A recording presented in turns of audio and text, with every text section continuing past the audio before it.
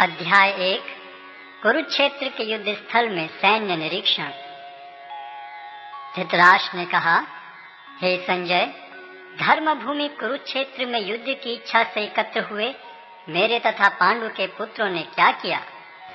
संजय ने कहा, हे राजन, पांडु पुत्रों द्वारा सेना की व्यूह रचना देखकर राजा दुर्योधन अपने गुरु के पास गया और उसने ये शब्द कहे, हे आचार्य, पांडु पुत्रों की विशाल सेना को देखें, जिसे आपके बुद्धिमान शिष्य द्रुपद के पुत्र ने इतने कौशल से व्यवस्थित किया है।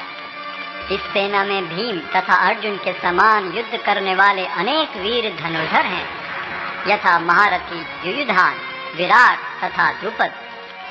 इनके साथ ही धृष्टकेतु, चेकितान, काशीराज, पुरुजित, कुंतीभोज तथा शैब्य जैसे महान शक्तिशाली योद्धा भी हैं।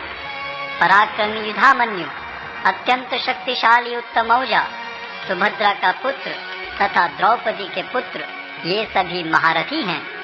किंतु हे ब्राह्मण श्रेष्ठ, आपकी सूचना के लिए मैं अपनी सेना के उन नायकों के विषय में बताना चाहूंगा जो मेरी सेना को संचालित करने में विशेष रूप से निपुण हैं। मेरी सेना में स्वयं आप, भीष्म, कर्ण, कृपाचार्य, अश्वत्थामा, विकर्ण तथा सोमदत्त का पुत्र भूरिश्रवा आदि हैं, जो युद्ध में सदैव विजयी रहे हैं। ऐसे अनेक वीर भी हैं जो मेरे लिए अपना जीवन त्याग करने के लिए उद्यत हैं। वे विविध प्रकार के हथियारों से सुसज्जित हैं और युद्ध विद्या में निपुण हैं। हमारी शक्ति अपरिमेय है और हम सब पितामह द्वारा भली भांति संरक्षित हैं, जबकि पांडवों की शक्ति भीम द्वारा भली भांति संरक्षित होकर भी सीमित है। अतः सैन्य व्यूह में अपने अपने मोर्चों पर खड़े रहकर आप सभी भीष्म पितामह को पूरी सहायता दें। तब कुरुवंश के वयोवृद्ध परम प्रतापी एवं वृद्ध पितामह ने सिंह गर्जन किसी ध्वनि करने वाले अपने शंख को उच्च स्वर में बजाया, जिससे दुर्योधन को हर्ष हुआ। तत्पश्चात शंख, नगाड़े, बिगुल, तुरही तथा सिंह सहसा एक साथ बज उठे। वह समवेत स्वर अत्यंत कोलाहलपूर्ण था। दूसरी ओर से श्वेत घोड़ों द्वारा खींचे जाने वाले विशाल रथ पर आसीन कृष्ण तथा अर्जुन ने अपने अपने दिव्य शंख बजाए। भगवान कृष्ण ने अपना पांचजन्य शंख बजाया, अर्जुन ने देवदत्त शंख तथा अति भौजी एवं अति मानवीय कार्य करने वाले भीम ने पौंड नामक भयंकर शंख बजाया। हे राजन, कुंती पुत्र राजा युधिष्ठिर ने अपना अनंत विजय नामक शंख बजाया तथा नकुल और सहदेव ने सुघोष एवं मणिपुष्पक शंख बजाए। महान धनुर्धर काशीराज, परम योद्धा शिखंडी, धृष्टद्युम्न, विराट, अजय सात्यकी, द्रुपद, द्रौपदी के पुत्र तथा सुभद्रा के महाबाहु पुत्र आदि सबों ने अपने अपने शंख बजाए। इन विभिन्न शंखों की ध्वनि कोलाहल पूर्ण बन गई, जो आकाश तथा पृथ्वी को शब्दायमान करती हुई धृतराष्ट्र के पुत्रों के हृदय को विदीर्ण करने लगी। उस समय हनुमान से अंकित ध्वजा लगे रथ पर आसीन पांडु पुत्र अर्जुन अपना धनुष उठाकर तीर चलाने के लिए उद्यत हुआ।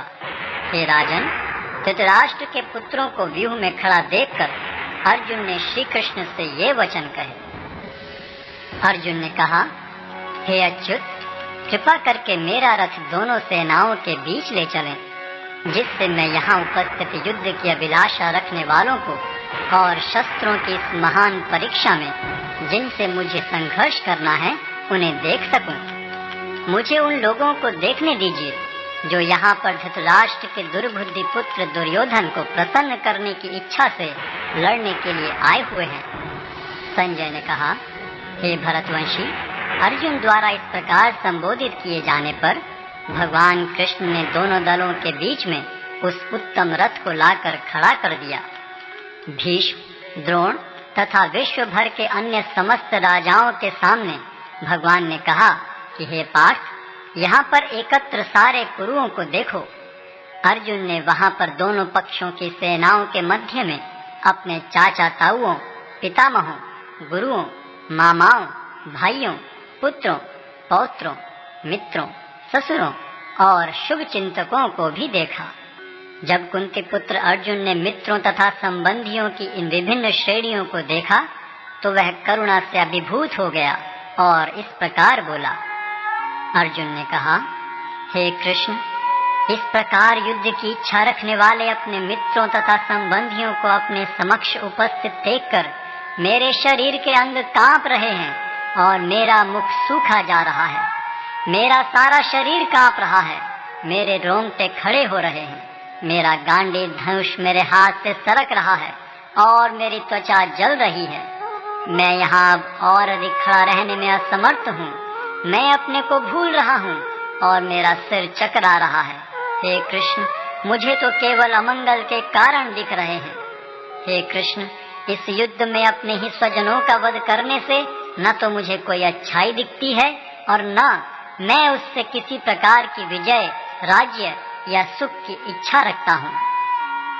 हे गोविंद, हमें राज्य, सुख अथवा इस जीवन से क्या लाभ, क्योंकि जिन सारे लोगों के लिए हम उन्हें चाहते हैं वे ही इस युद्ध भूमि में खड़े हैं। हे मधुसूदन, जब गुरुजन, पितृगण, पुत्रगण, पितामह, मामा, ससुर, पौत्रगण, साले तथा अन्य सारे संबंधी अपना अपना धन एवं प्राण देने के लिए तत्पर हैं और मेरे समक्ष खड़े हैं, तो फिर मैं इन सब को क्यों मारना चाहूंगा, भले ही वे मुझे क्यों न मार डालें। हे जीवों के पालक, मैं इन सबों से लड़ने को तैयार नहीं, भले ही बदले में मुझे तीनों लोग क्यों न मिलते हों। इस पृथ्वी की तो बात ही छोड़ दें। भला धृतराष्ट्र के पुत्रों को मारकर हमें कौन सी प्रसन्नता मिलेगी? यदि हम ऐसे आतताइयों का वध करते हैं तो हम पर पाप चढ़ेगा। अतः यह उचित नहीं होगा कि हम धृतराष्ट्र के पुत्रों तथा उनके मित्रों का वध करें। हे लक्ष्मीपति कृष्ण, इससे हमें क्या लाभ होगा और अपने ही कुटुंबियों को मारकर हम किस प्रकार सुखी हो सकते हैं? हे जनार्दन, यद्यपि लोक से अभिभूत चित्त वाले ये लोग अपने परिवार को मारने या अपने मित्रों से द्रोह करने में कोई दोष नहीं देखते, किंतु हम लोग जो परिवार के विनष्ट करने में अपराध देख सकते हैं, ऐसे पाप कर्मों में क्यों प्रवृत्त हों? कुल का नाश होने पर सनातन कुल परंपरा नष्ट हो जाती है और इस तरह शेष कुल भी अधर्म में प्रवृत्त हो जाता है।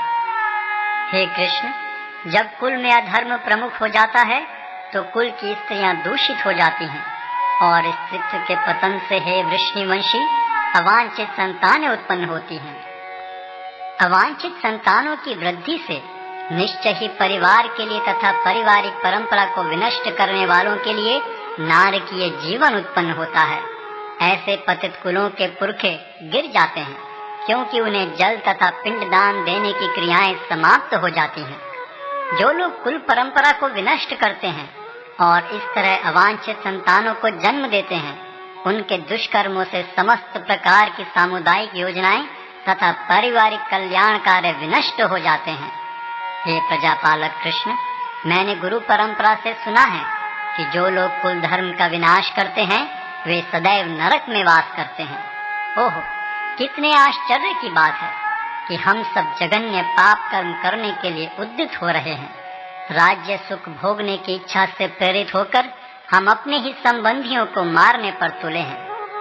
यदि शस्त्रधारी धृतराष्ट्र के पुत्र मुझ निहत्थे तथा रणभूमि में प्रतिरोध न करने वाले को मारें तो यह मेरे लिए श्रेयस्कर होगा। संजय ने कहा, युद्ध भूमि में इस प्रकार कहकर अर्जुन ने अपना धनुष तथा बाण एक ओर रख दिया और शोक संतप्त चित्त से रथ के आसन पर बैठ गया।